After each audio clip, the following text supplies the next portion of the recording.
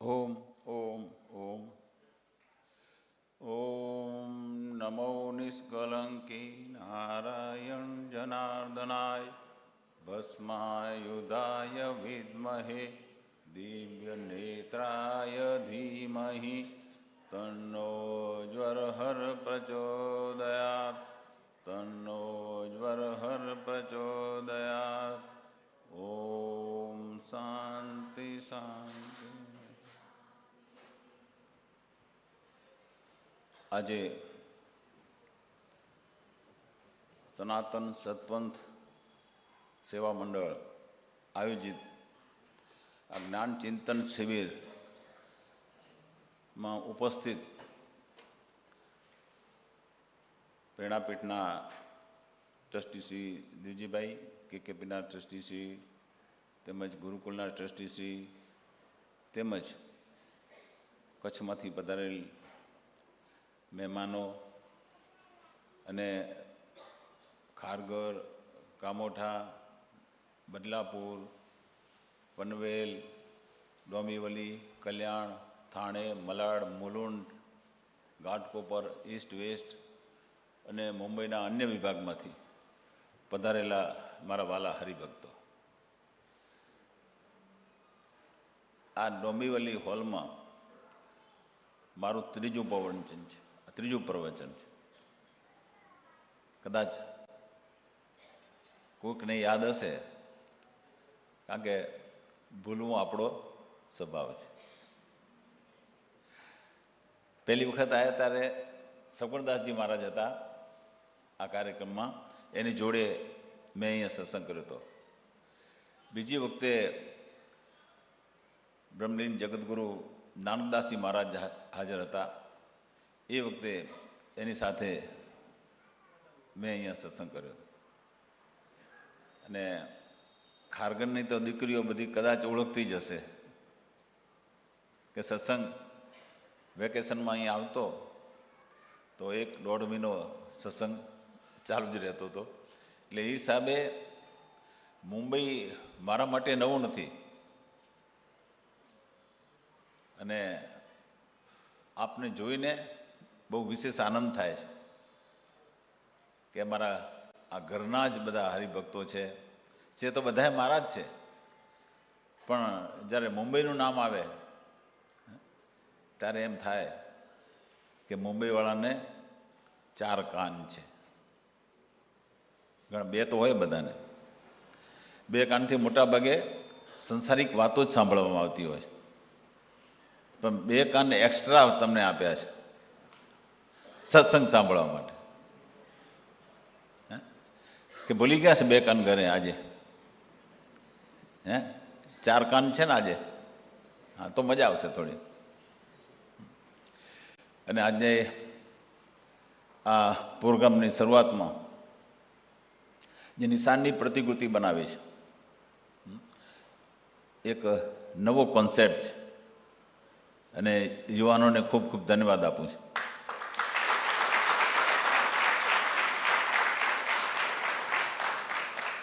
આમે મુંબઈ કંઈક નવું કરવા માટે તો એના દિમાગમાં કંઈક હોય જ છે, અને જ્યારે આવું પ્રેક્ટિકલ જોઈએ ને ત્યારે એમ થાય કે ના, સારો પ્રયત્ન કર્યો છે.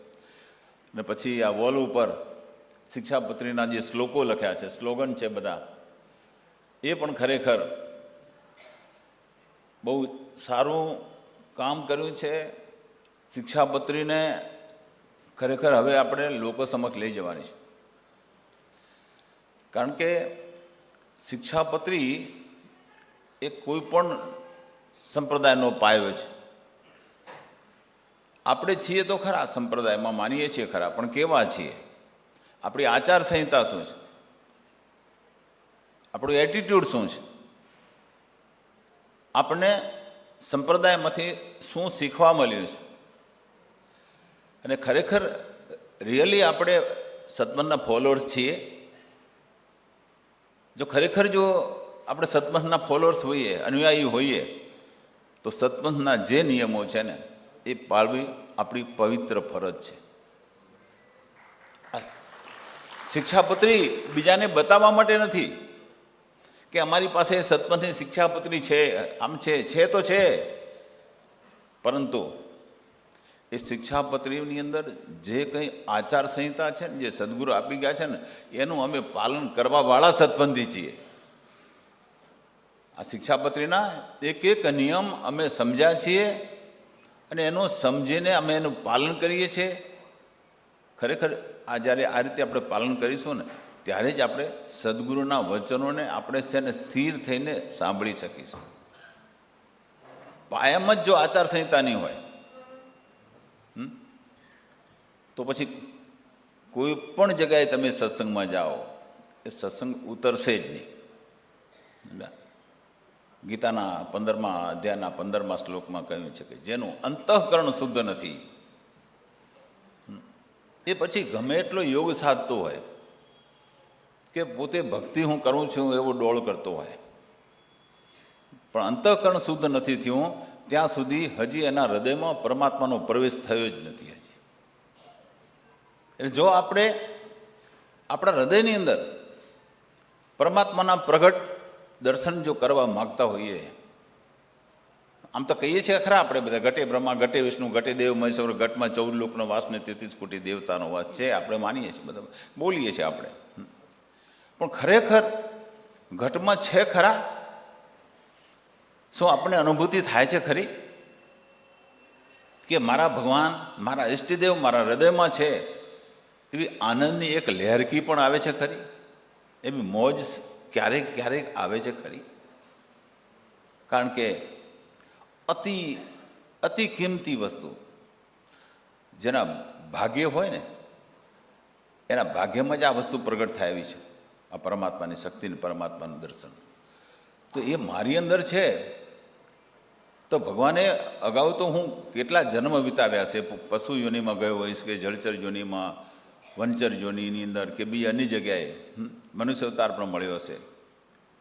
પણ આજે તો મળ્યો છે નક્કી જ છે, આજે મનુષ્ય છે ને આપણે, એ તો નક્કી જ છે ને કે આપણે 4 પગ નથી એ તો દેખાય છે, આપણને 2 પગ જ છે, મનુષ્ય છીએ. તો મનુષ્યને ભગવાને એક અતિન્દ્રિય જ્ઞાન આપ્યું છે. એ અતિન્દ્રિય જ્ઞાનથી ભગવાનને ઓળખવા માટે આ જ્ઞાન આપ્યું છે. આ મનુષ્ય યોનિની અંદર જ આ સત્સંગ સુલભ છે. બીજી કોઈ પણ યોનિની અંદર 84 લાખ ખોળિયા બતાવ્યા છે, 83,99,999 ખોળિયાની અંદર સત્સંગ નામનો શબ્દ જ નથી. ત્યાં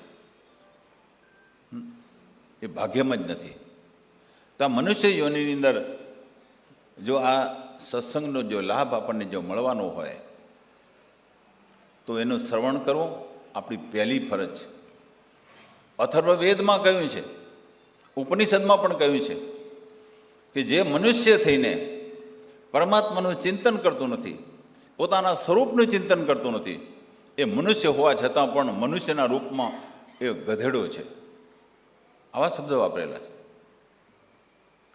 તો ખરેખર આપણે આવું ચિંતન કર્યું ખરું?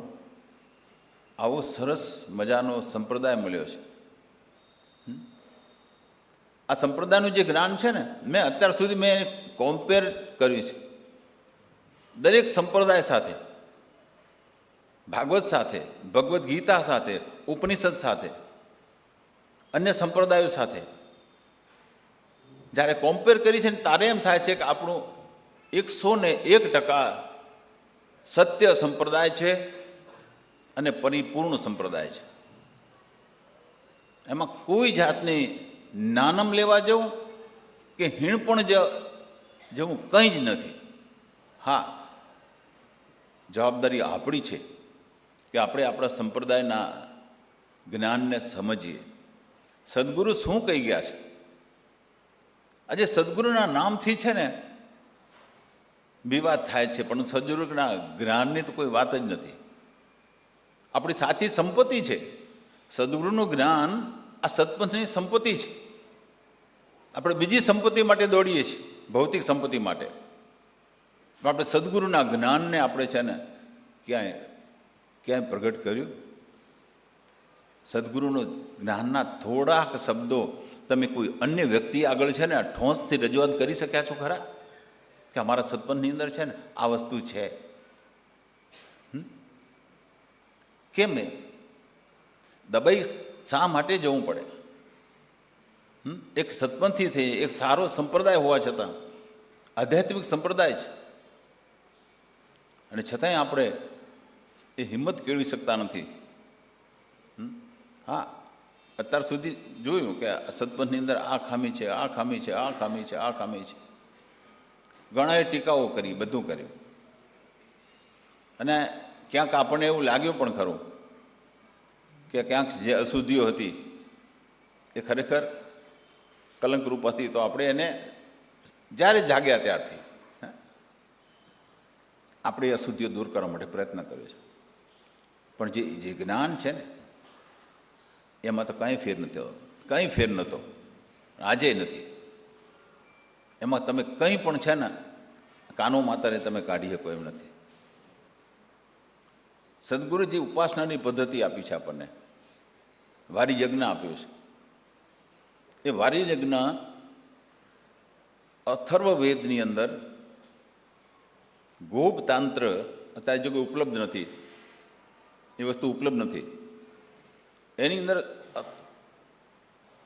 વારી યજ્ઞ લખેલું છે. વારી યજ્ઞ, કળશ પૂજાના મંત્રો આપેલા છે, અને એમ કહ્યું છે કે તમામ યજ્ઞ કરતાં શ્રેષ્ઠ યજ્ઞ વારી યજ્ઞ છે. અને એ ChatGPTમાંથી મને આ મળ્યું છે, પણ એની હાર્ડ કોપી મળે અને કોઈ જો લઈ આવશો તો મેં 5 લાખ રૂપિયાનું ઇનામ જાહેર કર્યું છે.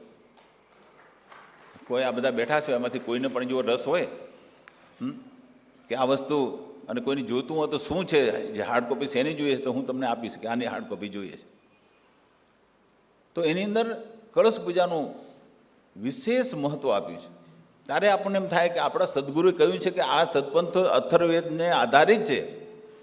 અત્યારે આપણે કહેતા હતા, પણ એનું પ્રમાણ શું? તો આ પ્રમાણ છે અથર્વવેદની અંદર. તો એ વસ્તુ આપણા હાથમાં હોય ને તો આપણે જગતને બતાવી શકીએ કે ભાઈ અમે વારી યજ્ઞ છે ને એ શાસ્ત્રોક્ત રીતે યથાર્થ ઠરેલો છે, અને ચોટદાર મંત્રોની અંદર છે ને એની ઉપાસના કરી છે. એટલે આપણા સદગુરુએ આપણને જે માર્ગ આપ્યો છે ને એ દ્વૈતાદ્વૈત છે. દ્વૈત અને અદ્વૈત બંનેમાં માનવાનો આપણો સંપ્રદાય છે. દ્વૈત ભાવમાં પણ માનીએ છીએ. દ્વૈત ભાવમાં એટલે ભગવાનના સાકાર સ્વરૂપની ઉપાસના કરવી એ દ્વૈત ભાવ કહેવાય.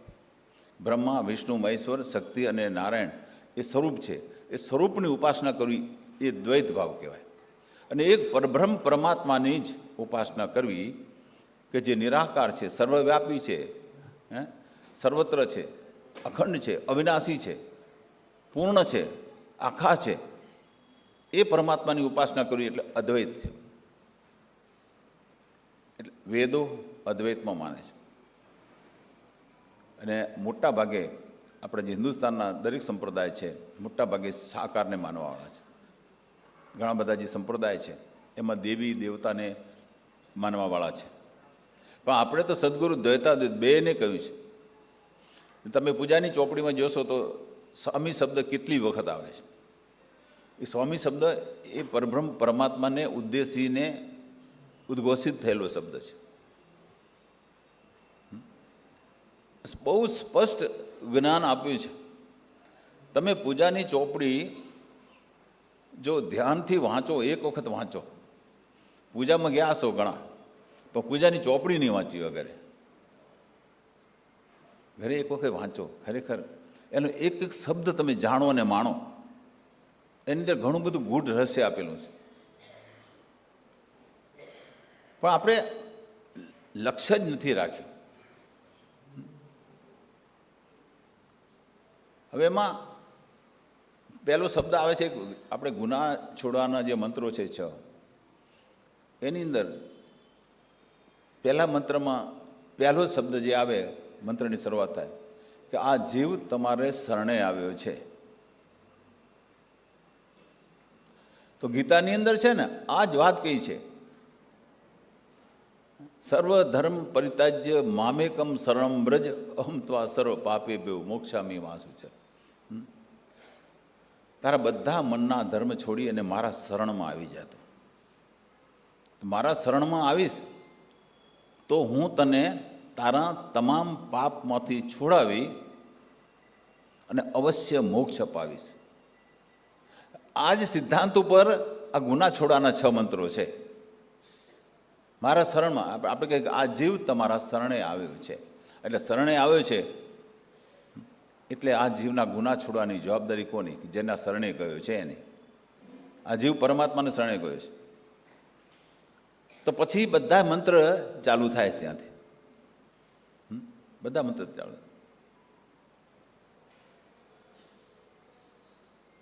ગીતાના 18મા અધ્યાયનો શ્લોક છે, મન મના ભવ મદભક્તો મધ્યાજી માં નમસ્કરો મામે વૈશેષી સત્યમ તે પ્રીતિ જ્ઞાનો પ્રિયો અસી મેં. આ બધું ઓતપ્રોત છે બધું. હા, સત્પંથ છે ને, ગીતા છે. લો ને, હું તમને ચોખ્ખું કહું, આ સત્પંથ ભાગવત જ છે, આ સત્પંથ ઉપનિષદ જ છે. મન મના ભવ, તારું મન મને અર્પણ કરી દે, ભગવાન કહે છે. ના આપણે મન ભગવાનને અર્પણ કરી શકીએ એ સ્થિતિમાં છીએ ખરા? આપણું મન ક્યાં છે અત્યારે?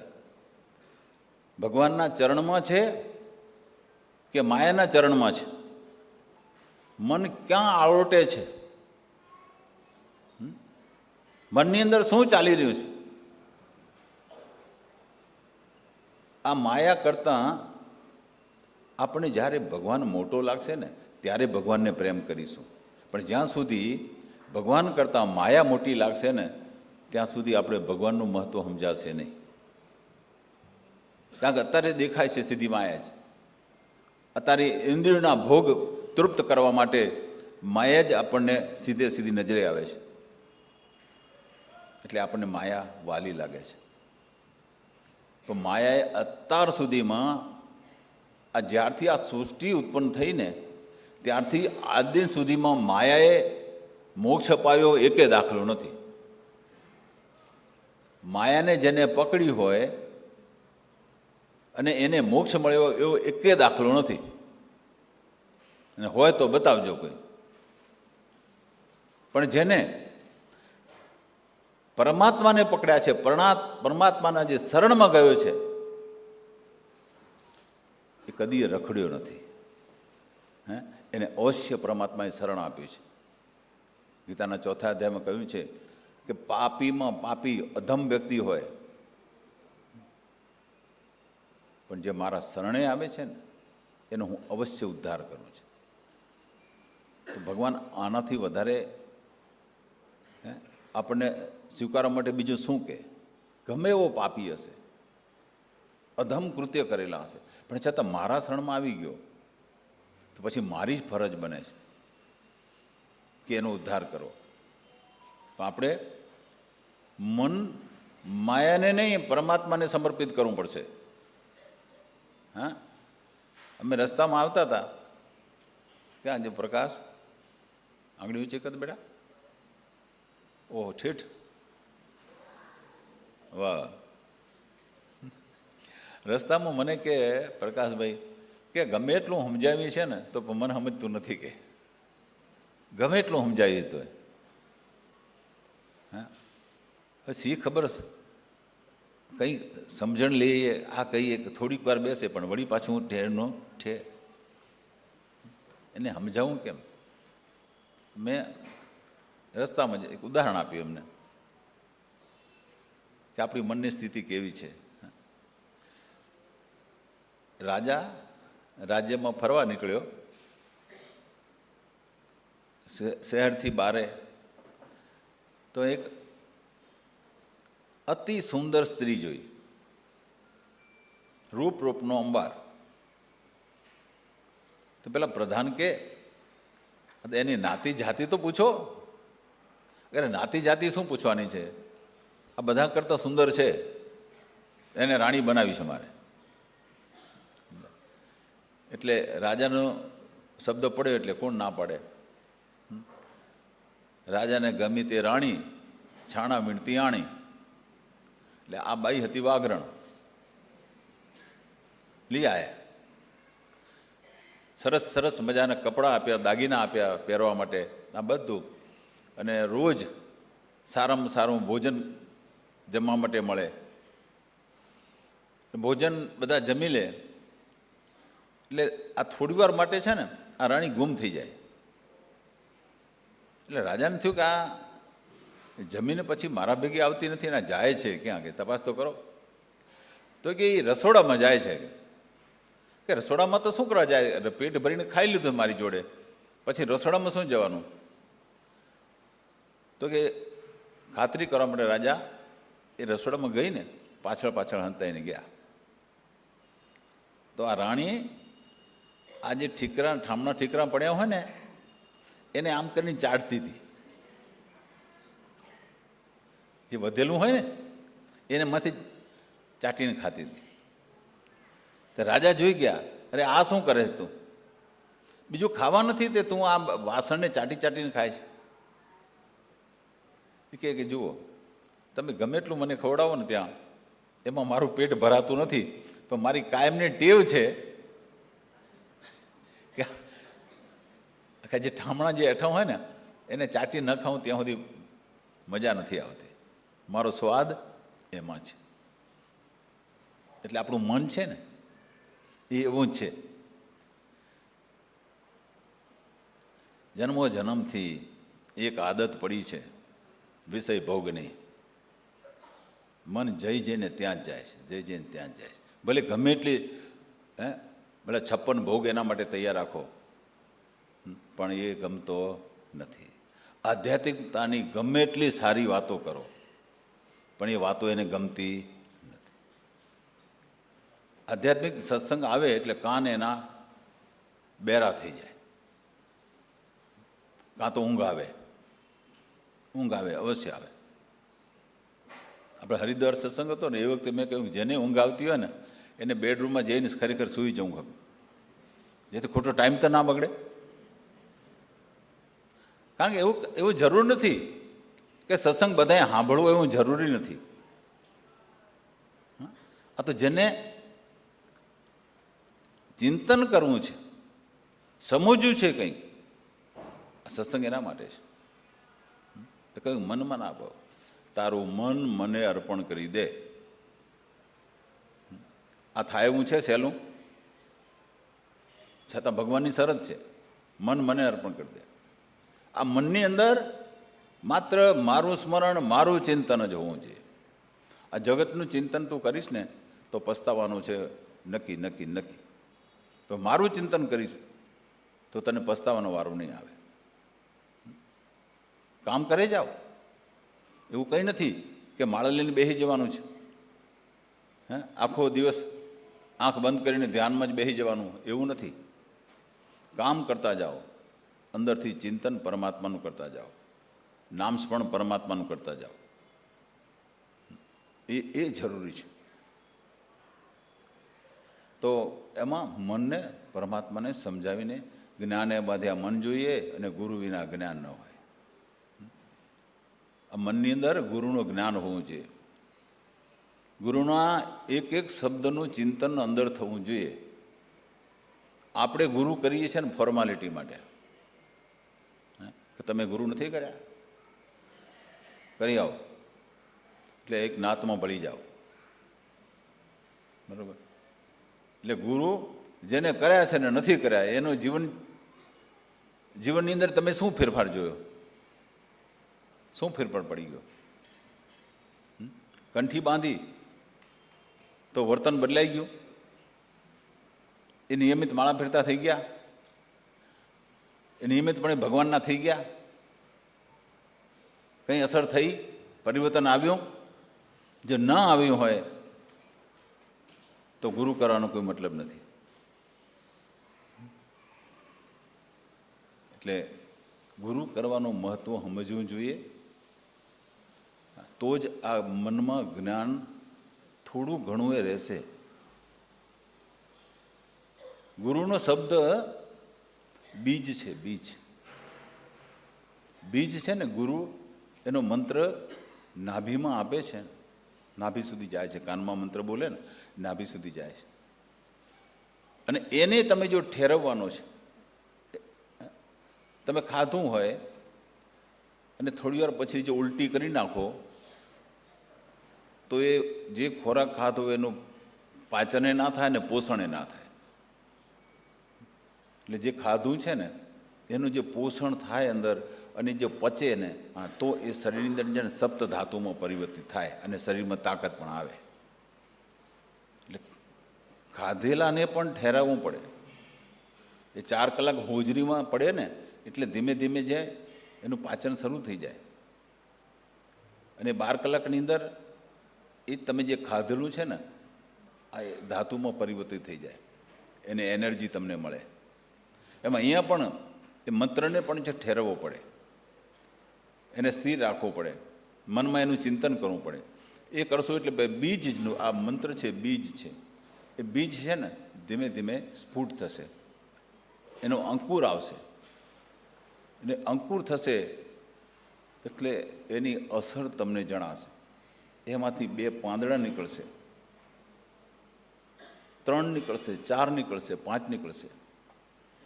અને એ પાંદડા જે છે ને એનું પણ છે ને બહુ મૂલ્ય છે. એક આ જે છોડ છે ને ગુરુના મંત્રમાંથી જે વિકસિત થાય છે ને એ બીજમાંથી, એ છોડનું બહુ મૂલ્ય છે. એમાંથી જે પાન છે ને એ સદ્ગુણના પ્રતીક છે. ધર્મ, દયા, કરુણા, પ્રેમ, મૈત્રી, ભક્તિ, આ ગુણ અંદરથી પ્રગટ થાય છે. એ સહેજે, એ સ્વયંભૂ મંત્રની શક્તિ છે. અને તમારું આખું પરિવર્તન થવા માંડે. અને છેલ્લે છોડ જ્યારે પરિપક્વ થાય ત્યારે એની ઉપર ફૂલ આવે, એમાં મહેક આવે ને એ તમારી અંદર જે મહેક પ્રગટ થાય ને એ લોકોને સુધી પહોંચે કે આમની પાસે શું છે, એવું કંઈક વિશેષ છે કે આપણને નમવાનું મન થઈ જાય. કંઈક છે, એ જ્ઞાનની સુવાસ છે, એ પરમાત્માની અંદર છે ને, પરમાત્મા પ્રગટ એની અંદર દેખાય છે ને, એની આ સુવાસ છે, મહેક છે એની. અને એ ફૂલમાંથી ફળ થાય. એ ફળ છે મુક્તિનું ફળ, મુક્તિનું ફળ છે. એટલે આ મંત્ર છોડ થાય, છોડમાં ફૂલ ને એમાં જે ફળ થાય એ મુક્તિનું ફળ છે. આપણે પ્રેરણાપીઠમાં જજો, કલ્પવૃક્ષ જે બતાવ્યું છે, સદગુરુનો જે ઢોલિયો છે ને એની પાછળ કલ્પવૃક્ષ બતાવ્યું છે. તો કલ્પવૃક્ષ છે એમાં તમે જોજો, એના જે અંદરથી પાન જેવા નીકળ્યા છે ને જે ગુણ, એની અંદર આ બધી વસ્તુ લખેલી છે. અને ઉપર જે છેલ્લે ઉપર લખ્યું છે મુક્તિ, આ કલ્પવૃક્ષ છે. કલ્પવૃક્ષ એટલા માટે કહ્યું છે કે તમારી મનની તમામ ઈચ્છાઓ પૂરી થઈ જાય, તમામ ઈચ્છાઓ. હવે માની લો કે તમે વૈકુંઠમાં વાસ તમારો મળી જાય તો તમને શું ના મળે? ત્યાં વૈકુંઠમાં શું નથી? કુબેર તો એ ભગવાનના ખજાનચી છે. જ્યાં માતા લક્ષ્મી જ્યાં ભગવાનની સેવા કરે છે એ સ્થાનમાં તમને રહેવાનું મળે. દેવો જ્યાં નમસ્કાર કરતા હોય તે જે ભગવાનના વૈકુંઠમાં જે જાય છે ને તે દેવો પણ એને નમસ્કાર કરે છે. એ આનંદ છે, દિવ્ય આનંદ છે ત્યાં. એ રસ છે, એ ભગવાનનો પ્રેમ છે ત્યાં. કે ભલા ઋષિ મુનિઓ છે ને વર્ષો સુધી છે ને તપસ્યા કરીને છે ને આ સ્થાનમાં જવા માટે છે ને એની કાયા ઘસી નાખે છે. પણ આ કળજુગની અંદર ભગવાને એટલી કૃપા કરી છે. અને કળજુગ મહારાજે પણ છે ને આ હરિભક્તો પર કૃપા કરી કે જે ભગવાનનું જે નામ સ્મરણ કરતો હશે ને હું એનાથી છેટો રહીશ. બાકી જે ભગવાનનું નામ સ્મરણ નહીં કરતો હોય ને એને તો હું આખો એની અંદર પ્રવેશ કરી જઈશ. કાં તો ભગવાનનો પ્રવેશ થશે કળજુગની અંદર, કાં તો કળજુગ કે મારો પ્રવેશ થશે. તો આપણે કોનો પ્રવેશ કરવા દેવો છે? કે આપણી અંદર કળજુગ રહે એમાં મજા આવશે કે આપણા હૃદયની અંદર ભગવાનનો વાસ થાય એમાં મજા આવશે? બોલો. ભગવાનનો વાસ થાય તો આ તો પછી ભગવાનનો વાસ થાય એના માટે જે આ બધી ક્યાં લખેલું છે? ભગવાનને તમારી અંદર વાસ થાય એવી વાતો ક્યાં લખેલી છે? એ વાતો સદગુરુના મુખેથી પ્રગટ થયેલી વાતો છે બધી આ. અને એ સદગુરુના જ્ઞાનને આપણે પચાવવાનું. સદગુરુ પોકારીને કહી ગયા છે કે આટલું કરજો વીરા, હે મારા મુનિવર ભાઈ, હે મારા ઋષિવર ભાઈ, તમે આ ભક્તિ માર્ગે આવજો, જ્ઞાનના માર્ગે આવજો, થોડીક સાધના કરજો, ધ્યાન ધરજો. આ બધું સમજાવીને ગયા છે. એટલે સદગુરુને વિશ્વાસ હતો કે આ સંપ્રદાયના જે ફોલોઅર્સ હશે ને એ મારી વાત સાંભળશે. જે એના ફોલોઅર્સ થઈને પણ જો આપણે સદગુરુની વાત નહીં સમજીએ તો પછી કોઈક બીજા આવીને આપણે સંપ્રદાયનું જ્ઞાન લેશે કે જેને ખબર નથી સત્પંથ શું છે. સત્પંથને ઉજાગર કરવાની આપણા તમામ સત્પંથીઓની ફરજ છે. એક સત્પંથનો જ્ઞાનથી માહિતગાર હોવો જોઈએ. સત્પંથના તમામ પુસ્તકો જેટલા છે એ પુસ્તકોનું અવશ્ય વાંચન કરવું જોઈએ. ભલે કરોડપતિ હોય, અબજોપતિ હોય કે મોટા નેતા હો, એ તમારા ઘરના એ કંઈ કામ નહીં લાગે. પણ આ જે બે શબ્દો છે ને સદગુરુના જ્ઞાનના તમારા હૃદયમાં ઉતરશે ને તમારું આમૂલ જીવન પરિવર્તન કરી નાખશે. જલ્દી બેહે એવું નથી. જલ્દી સમજાય એવું નથી કે સમજવાનું અઘરું છે એવું નથી. અઘરું એટલા માટે લાગે છે કે તમને ગમતું નથી. તમને ગમતું નથી. તમને સત્સંગ ગમતો નથી, એ તકલીફ છે. સદગુરુના જ્ઞાનને રાખવા માટે અહીંયા ક્યાંય જગ્યા નથી. એટલે ના ગમે. તમારી ઘરની અંદર છે ને 10-15 જાતની રસોઈ બનાવે, એમાં અમુકને ઘણાને એવું હોય કે બધું શાક ખાય, પણ મોટા ભાગે 80% એવા કે કારેલાનું શાક નથી ખાવું.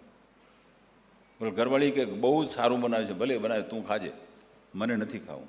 કે નથી ગમતું. કડવું છે ને, થોડું કડવું છે એટલે નથી ગમતું. પણ કડવું છે પણ સ્વાસ્થ્ય માટે બહુ જ સારું છે. એમાં સદગુરુના વચન છે ને થોડાક કડવા લાગશે, થોડાક આચરણમાં લેવા થોડાક મુશ્કેલ લાગશે, પણ એ ખરેખર જીવન પરિવર્તન એ શબ્દો જ કરશે.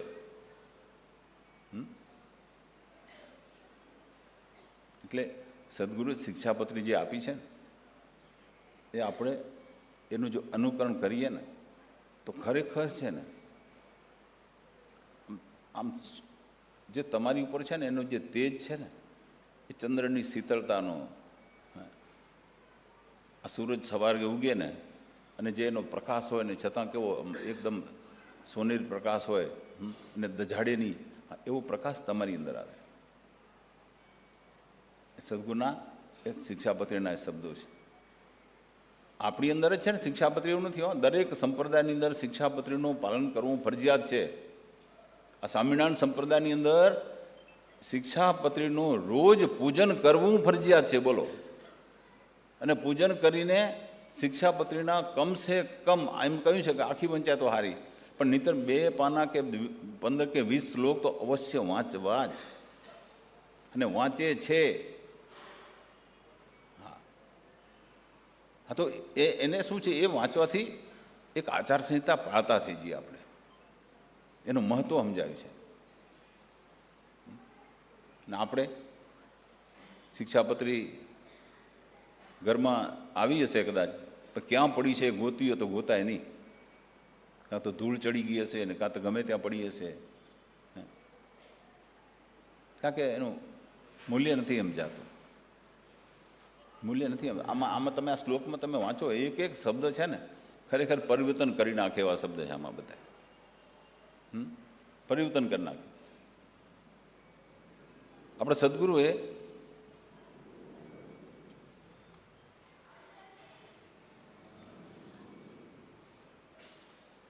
પહેલી જ શરૂઆતમાં સદગુરુ તણી શિખામણ સાચી, સાંભળો ઋષિવર એકાંતી. આ સદગુરુની જે શિખામણ છે ને એ સાચી છે, સત્ય છે, અનુભવ કરવા જેવી છે. આ સદગુરુ પહેલા શબ્દમાં કહે છે આ શિખામણ સાચી છે. અને સાચી શિખામણ છે ને સદગુરુ સિવાય કોઈ આપી નહીં શકે. આ દુનિયાવી શિખામણ કરતાં આ જુદી છે. ને સાંભળું ઋષિવર એકાંતી. એકાંત બની જાઓ, એકનો અંત આવો, એકનો અંત થઈ જાય. હું છું ને, હા, એ હું પણ કાઢી નાખો, ઈગોને કાઢી નાખો, અને પછી તમે આ શિક્ષાપત્રી વાંચો. એકાંતમાં તમારો એક હું છું એ પણ નીકળી જાય, અને સ્થિર મનથી આ શિક્ષાપત્રી વાંચવાનું કહ્યું છે. પહેલી જ સૂચના છે, દિન પડતે કરો ધામસુ ધંધા, સાંજ પડે થાઓ સાહેબ ક્યાં બંધા. હવે દિન પડે કરો ધામસુ ધંધા. હવે આમાં ધામનો અર્થ છે શું? અર્થ થાય ધામનો? ધામ ને ધંધા. હકીકતમાં આ શબ્દ પણ છે ને અપ્રભંશ થયો છે. દિન પડતે કરો ધર્મ શું ધંધા. આ ધામ ના જોઈએ, ધર્મ જોઈએ. ધર્મ શું ધંધા? કોઈ પણ ધંધો તમે કરો ને એ ધર્મના માર્ગે અનુસરણ કરીને તમે આ ધંધો કરજો, ધર્મને આગળ રાખજો. અને આપણા સનાતન હિન્દુ સંસ્કૃતિની અંદર પુરુષાર્થ 4 જાતના: ધર્મ, અર્થ, કામ અને મોક્ષ. આ 4 પાયા છે. એની અંદર પુરુષાર્થની અંદર છે ને 4 જાતના પુરુષાર્થ. એમાં ધર્મનું મહત્વ પહેલું આપ્યું, પછી અર્થ, કામ અને છેલ્લે મોક્ષ. કે ધર્મનું પાલન તો પહેલું તમને કરવું જ પડશે, ધર્મી બનવું પડશે, ધર્મના લક્ષણોને ગ્રહણ કરવા પડશે, અને એ સાચા ધર્મી થઈને પછી તમે આગળનું બીજું સ્ટેજ અર્થ ઉપાર્જન કરો. જીવનની અંદર ભૌતિક સંપદા ભેગી કરવી હોય, કુટુંબ પરિવાર માટે જે કંઈ અર્થ ઉપાર્જન કરવું પડતું હોય, ઉદ્યોગ કરો, જે કંઈ કરો એ પણ ધર્મને ચૂકવીને નહીં, અધર્મના માર્ગે નહીં. અધર્મના માર્ગે જો ધન આવશે તો એ સુલક્ષ્મી નથી પણ કુલક્ષ્મી છે. એક દિવસ લાત મારીને જતી રહેશે. તો જે ધર્મના અનુસાર જે કમાયેલું ધન હશે એ ચિરંજીવી છે, કાયમ માટે રહેશે. એ સાચું સુખ આપશે, પરિવારની અંદર સંપ રહેશે, એ કોઈ વ્યસન નહીં આવે. કારણ કે સાચી કમાઈનું જે જન છે ને એ જ્યાં ત્યાં વેડફાની ઈચ્છા જ નહીં થાય. પણ હરામનો પૈસો આવ્યો હશે ને તો એ પૈસો છે ને તમને જપીને બેસવા નહીં દે. આ કરું, તે કરું, આ કરું, એ બધી પછી મોટા ચક્કરમાં પડશો ને એટલે પછી ભાઈબંધ પછી એવા જ મળશે. આ બિલ્ડર થયા છે ને આપણે, એટલે બિલ્ડર લોબીમાં મિટિંગમાં જવું પડે ને બિલ્ડર લોબીમાં ત્યાં બેઠા હોય ને એટલે બધા બિલ્ડરો છે ને, બરાબર, એ પછી ખાનગી મિટિંગ કહેવાય. ધંધાની ચર્ચા થાય પણ ત્યાં પછી છે ને આ વ્યસન પણ ત્યાં આવી જાય. અને આપણે નિર્વ્યસનની અંદરથી સત્પંથી છું ને આ તો વસ્તુ ભાવે નહીં, એટલે આ તો કરવું પડે. આ તો એક શિષ્ટાચાર છે, સમજ્યા? આખી બોટલ ખાલી નથી કરવાની, પણ આ બધાને ભેગું છે ને થોડું કરવું પડે. એટલે આપણું મન જરાક ઢીલવું પડે. ચાલો 2 છાંટા લઈ લઈએ, કંઈ વાંધો નહીં. આ બધા બેઠા છે, આ બધા બિલ્ડરો છે, આપણે બિલ્ડર લોબી છે, આપણે બિલ્ડર લોબી ના કહેવાય, બરાબર? એટલે પછી થોડુંક લેવાય, બીજી બેંકમાં થોડુંક લેવાય, સમજ્યા? એટલે એ વ્યસન એક ખરાબ વસ્તુ છે, એની આદત. વ્યસન હંમેશા એની આદત પાડે ને એને વ્યસન કહેવાય. એ પછી બીડી પીતો હોય, તમાકુ ખાતો હોય, કે દારૂ પીતો હોય, કે છીનાળવું કરતો હોય, કે જે કરતો હોય તે, આ વ્યસન છે. બધા વ્યસન એ આદત પાડે, પછી એના વગર ચાલે નહીં. પછી તો એક પેગ લીધો ને એમાં સંતોષ ના થયો, એટલે બીજો પેગ લીધો, ત્રીજો પેગ લીધો. પછી તો હવે પેલા મિટિંગમાં ગયા હોય તો ત્યાં તો બાટલી કદાચ ત્યાં મૂકીને આવે, પણ ચોથો પેગ પીવો હોય ને તો પછી ઘરે લઈ આવવું પડે. એટલે ઘરે હંતાડીને લઈ આવવું પડે પાછું, સમજ્યા? ગાડીના ડીકેમાં હંતાડીને મૂકવો પડે કે ઘરના હોય ના હોય તો એમ લાગે હવે ઘરના કોઈ નથી ને તો ઠપકારી લેવાય. આવું બને. એટલે આ આદત પડી ગઈ છે ને એટલે મન ભટકીને ત્યાં જ જાય. પેલો આજે તમાકુ ખાતો હોય ને પેલો તો જાહેરમાં છે ને વડીલોને દેખતા ખાય જ નહીં, એટલે શું કરે, આગો પાછો થઈ જાય, થોડો આગો પાછો થાય, થોડીક વાર ત્યાં બેહે, પછી થૂંકી નાખે ને આમ જાણે આમ બધું કમ્પ્લીટ થશે એમ પાછો આવીને બેહે. પછી ધીમે ધીમે એ અસર પડતી જાય, ભાઈબંધો પણ એવા મળતા જાય, ટોળકી આખી એવી જ થઈ જાય, શિષ્ટાચાર સભ્યતાવાળી. શું પાછા એ શું કે અમે શિષ્ટાચારમાં માનીએ છીએ, અમે સભ્યતા માને છે, આધુનિક વિચારસરણીવાળા છીએ અમે તો, એમ સમજીને ચાલે. હમણાં સગો જ એક હવે 35 વર્ષની ઉંમરમાં દારૂની લત એટલી વધી ગઈ, ઘણા સમજાયો, માન્યો જ નહીં. આ લીવર ખલાસ થઈ ગયું, ફેફસાં ખલાસ થઈ ગયા. 35 વર્ષની ઉંમરે છે ને દેહ છોડી દીધો. 11 વર્ષની દીકરી છે ને 5-6 વર્ષનો દીકરો છે. એની હાલત શું? એ તો રજડી પડ્યા ને દવાખાનામાં એ મહિનો આઈસીયુમાં રહ્યો હોય, એ બધા ખર્ચા બરબાદ કરીને ગયો. પોતાનું શરીર તો બરબાદ કર્યું, પણ પરિવારને પણ બરબાદ કરીને ગયો. એમાં ફાયદો શું કાઢ્યો? એટલે આ ખોટી લત. આ જો સત્સંગમાં તમે રહ્યો ને તો આ એકે વસ્તુ આવે નહીં ખોટી. શિક્ષાપત્રીના નિયમો પાળો તો આ વસ્તુ ના આવે. ધર્મને માર્ગે ચાલીને તમે અર્થ ઉપાર્જન કરો, આનંદ આવશે, શાંતિ થશે. અર્થ અને કામ, ત્રીજું સ્ટેજ છે કામ, ભોગ વિલાસ. ભગવાને છે ને મનુષ્ય અવતાર છે ને એટલે બધી જાતની અંદર છે ને આપણે ગ્રસ્તી છીએ ને એટલે કામ પણ અંદર તો હોય જ, કારણ કે બાળકો પેદા કરી છે તો કામ છે તો પેદા થાય છે બાળકો. પણ એ પણ ધર્મની મર્યાદામાં રહીને, એ પણ શિષ્ટાચારની રીતે રહે. એટલે મતલબ નથી કે એ કામ વાસના પૂરી કરવા માટે ગમે ત્યાં જાઓ ને ગમે ત્યાં પછી તમે વાસનાને પૂર્તિ કરો, એ નથી. એ ઘરની અંદર જ નિયમમાં રહીને તમે ભોગવો. વાસના સિવાય પણ ભૌતિક સંપત્તિનો ઉપયોગ કરો, પણ એ પણ છે ને એની મર્યાદામાં રહીને કરો. તો આ અર્થ અને કામ એ બે જો ધર્મયુક્ત હશે તો ધર્મ તમારી આંગળી પકડીને આમાંથી પાર પડશે. આ બંનેમાંથી ધર્મ બ્રિજ છે. આ બાજુ ધર્મ ને મોક્ષ, એનો વચ્ચે સેતુ છે. ધર્મ તમને પડવા નહીં દે, નહીં તો વચ્ચે ખાઈ છે, ખાઈમાં પડી જશો, નીકળી નહીં શકો. આ બ્રિજ છે ધર્મ, એ મોક્ષ સુધી પહોંચાડે છે. એટલે જે 4 પુરુષાર્થ છે જે જીવનની અંદર, ધર્મ, અર્થ, કામ અને મોક્ષ.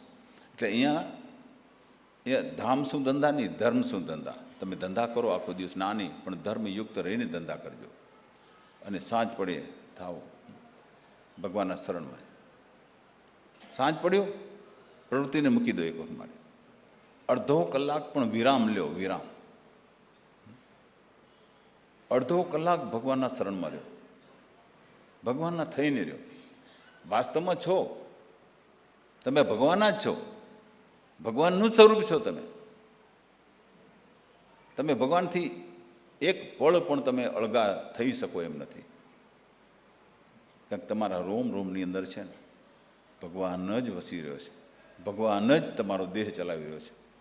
એ જ ભગવાન તમને છે ને એ આત્મા બનીને આ તમારા અસ્તિત્વને પ્રકાશિત કરી રહ્યો છે. ભગવાન અડધો કલાક તો બેહો, વધારે ને કંઈ નહીં. અડધો કલાક તો ડાયા થાવ, હાજે થોડીક વાર બેહો ને આખા દિવસની જે પ્રવૃત્તિ થઈ હોય આપણી, એ પ્રવૃત્તિની અંદર વિશ્લેષણ કરો. સવારથી સાંજ સુધી મેં શું કર્મ કર્યું, શું ધંધો કર્યો, મારો એટીટ્યૂડ કેવો હતો, મારી વાણી એવી તો નહોતી કે મેં કોઈને તુચ્છકારીને હું બોલ્યો હું, કે કોઈને ખોટું લાગે એવું બોલ્યો હું. એવું તો મારું વર્તન નથી થઈ ગયું ને. તો એટલા માટે સદગુરુએ આપણે ક્ષમાનો મંત્ર આપ્યો છે.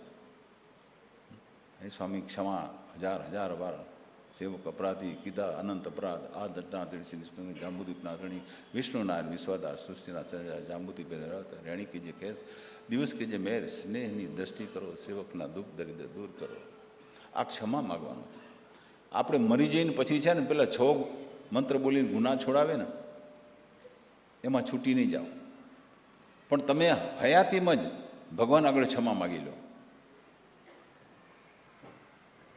ક્ષમા માગવાથી શુદ્ધ થઈ જશો. અંદરનું જે ઝેર છે ને એ ઝેર ઉતરી જશે. એટલે પછી બીજા દિવસે જેનું આપણે અપમાન કર્યું હોય તો એને જોઈએ ને તો આપણે એમ થાય કે મારાથી ખોટું થઈ ગયું. અને હિંમત હોય તો કહી દેવાનું કે મારાથી બે શબ્દ થોડા કડક બોલાઈ ગયા હતા, પણ તમને માઠું લાગે હોય ને તો આઈ એમ સોરી કહી દેવાનું. જુઓ પછી એનું પરિણામ.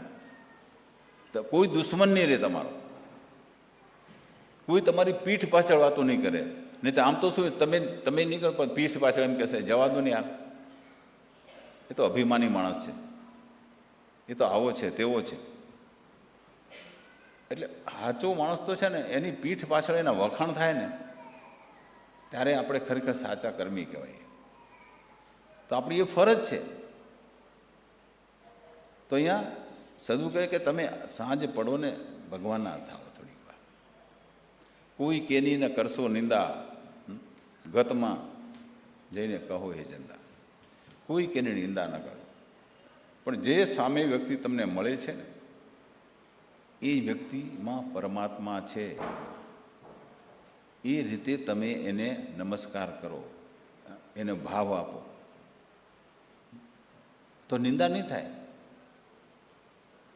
આ એક એક સૂત્ર છે ને બધા. ગોર મુખે તમે રહો રે બંદા, ઋષિવર કેરી એહી સંધ્યા. ગોર મુખે એટલે ગુરુએ જે વચનો આપ્યા છે ને એ વચનોનું તમે જો પાલન કરો ને એ ગોરમુખે રહ્યા કહેવાય. ગોરમુખે રહો રે બંદા, ઋષિવર કેરી યહી સંધ્યા. આજ સંધ્યા છે હાજી. આજ ભગવાનને ને સંસારને છે ને જોડતી કડી છે. સંસારમાં રહ્યો એનું ના નહીં, હોડીમાં બેસો એનું ના નહીં. નદી પાર કરવા માટે હોડીની જરૂર પડશે, પણ એ હોડીમાં જ જો પાણી તમે નાખશો તો પાણી પર હોડી તરે એ બરાબર છે, સ્વાભાવિક વાત છે. પણ હોડીમાં પાણી તમે નાખશો તો હોડી સામે કિનારે નહીં પહોંચે. એટલે માયામાં રહેવાનું છે, માયામાં જ છો, માયામાં રહેવાનું જ છે. પણ સદગુરુના જ્ઞાનરૂપી હોડીમાં તરીને તમે પાર કરો. એમાં આ વાસના અને કામ વાસના જ્ઞાનની જગ્યાએ મનની અંદર છે ને આ વસ્તુ ભરશો તો મેળ નહીં પડે. એટલે સદગુરુના એકે એક છે ને આ વાક્ય તમે જુઓ ને, કે રીતે ખાવું, કે રીતે નાની નાની ક્રિયાઓ કે રીતે કરવી, દરેક બાબતમાં આપણને જ્ઞાન આપે છે. આજે ગૌતમ બુદ્ધે કહ્યું છે કે સમ આહાર એટલે સમતોલ આહાર, એટલે હળવે પેટે હાંસલ તાસો કહ્યું છે, ભારી પેટે શું કહ્યું, વધારે પડતું ખાઈ જશો શું થશે? આળસ થશે, નિંદ્રા આવશે, ભક્તિ કે નામ સ્મરણ કરવાનું મન નહીં થાય. આમ થઈ ગયો હવે પડો લાડવા થાવ લાંબા. અને માપનું ખાધું હશે ને તો નામ સ્મરણ થશે થોડું. આવી આવી નાની નાની જાગતા જીતશો સદગુરુ સાથે. હજી થોડાક જાગશો ને તો સદગુરુ સાથેનો મેળાપ થશે. આ બધા એટલા બધા ગુણ સારા છે. વડા મોટાની અદબે રહેજો, મોટા તણા બે અવગુણ છે. જો આ વડીલો હોય ને એનું સન્માન જાળવવું આપણી ફરજ છે. એ બોલે, એના અનુભવ છે, એને જીવનમાં ઘણા બધા કડવા અનુભવ પણ થયા છે.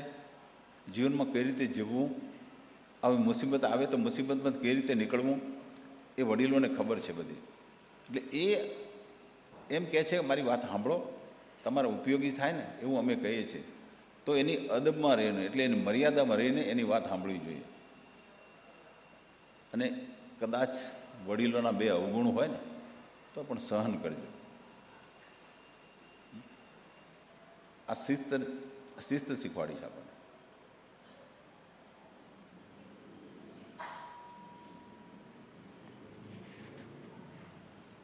સદગુરુ મળ્યાનો છે એ છે ભેદ ઋષિવરનો ન કરશો કે. આ સદગુરુ જે તમને મળ્યા હોય ને એનો ભેદ શું?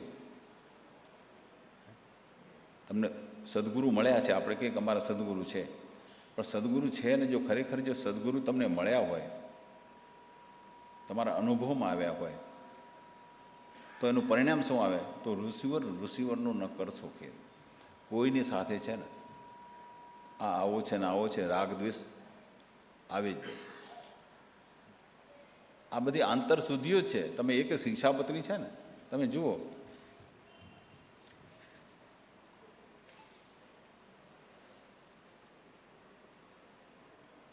ધ્યાન ધરી તમે જાલો સ્મરણી, છાના છુપા કરો ઉત્તમ કરણી. ધ્યાન ધરવાનું કહ્યું છે, નામ સ્મરણ કરવાનું કહ્યું છે, અને છાના છુપા કરો ઉત્તમ કરણી. આ ઉત્તમ કરણી છે ને, સારા સત્કાર્ય કરવા હોય ને તો કોઈને કહીને નથી કરવાના, છાના છુપા કરવાના. કારણ કે જાહેરમાં સત્કર્મ કરશો કે તમે મેં આ કર્યું ને મેં આ કર્યું ને મેં સ્કૂલો બંધાવીને મેં આ કર્યું ને મેં આ દાન કર્યું ને આમ, એ તો અભિમાન આવી જશે, તો કરેલું વ્યર્થ જશે. એટલે છાનું છૂપું કરો, ઢંઢેરો પીટવાની જરૂર નથી. એવા ગુણ ગંભીરે ભર્યા ઋષિવર પાડો સોએ ક્રિયા. પછી આખી બધી 100 ક્રિયા ચાલુ થાય છે.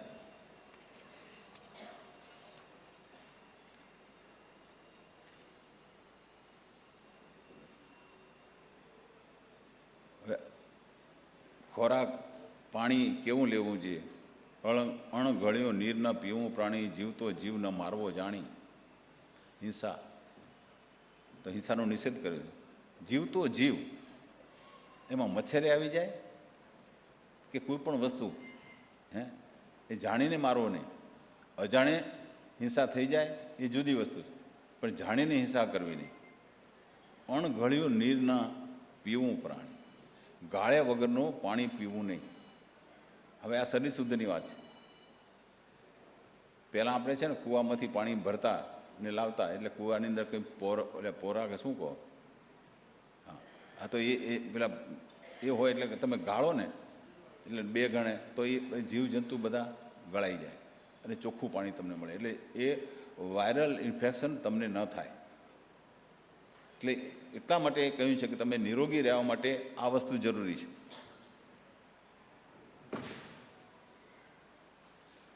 મેદાને જઈ 5 આચમન કીજે, 40 ક્રિયા ઋષિ પાળી લેજે. હવે તો છે ને મેદાનમાં જવું પડતું નથી, બેડરૂમમાં છે બધી વ્યવસ્થા, બરાબર.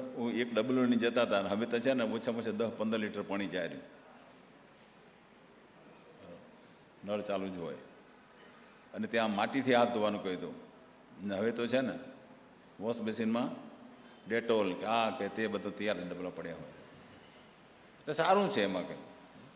એ સમયે પ્રમાણે આજે 500-600 વર્ષ પહેલાંની વાત છે. એ વખતે પણ આચાર વિચાર શુદ્ધ કેવી રીતે રાખવા એ સદગુરુ સમજાય તો એ સમય પ્રમાણે. અત્યારે શિક્ષાપત્રી જો ફરી લખવી હોય સદગુરુને તો આ જૂનો ડિલીટ કરી નાખે, મોડિફાઈડ કરી નાખે. ઘણું બધું આમાં મોડિફાઈ કરવા જેવું, સમજ્યા? એટલે અમુક વસ્તુ એવી છે કે હવે આપણે એ છે જ નહીં, એવું એ હવે એ કીધેલું જે છે એનો અમલ કર્યા જેવું છે નહીં, અને થઈ જ જાય છે.